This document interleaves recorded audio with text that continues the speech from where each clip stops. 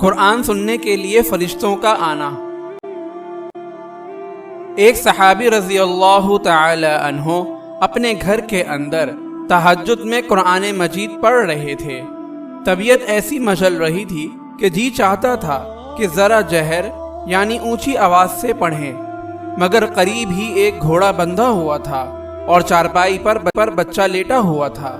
محسوس کیا کہ جب اونچا پڑھتا ہوں تو گھوڑا بتکتا ہے، لہذا دل میں خوف پیدا ہوا کہ گھوڑا کہیں بچے کو نقصان نہ پہنچا دے، پھر آہستہ پڑھنا شروع کر دیتے۔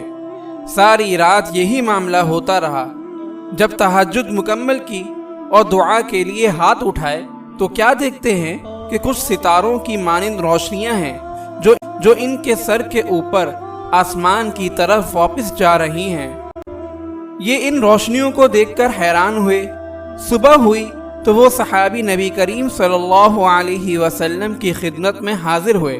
عرض کیا کہ اے اللہ کے محبوب، میں نے رات کو تہجد اس انداز سے پڑھی کہ بچے کے خوف کی وجہ سے آہستہ پڑھتا تھا اور جی چاہتا تھا کہ ذرا آواز کے ساتھ پڑھوں، مگر دعا کے وقت میں نے کچھ روشنیاں آسمان کی طرف جاتے دیکھیں۔ اللہ رب العزت کے محبوب صلی اللہ علیہ وسلم نے ارشاد فرمایا کہ وہ رب کریم کے فرشتے تھے جو تمہارا قرآن سننے کے لیے عرش رحمان سے نیچے اتر آئے تھے۔ اگر تم اونچی آواز سے قرآن پڑھتے رہتے تو آج مدینہ کے لوگ اپنی آنکھوں سے فرشتوں کو دیکھ لیتے۔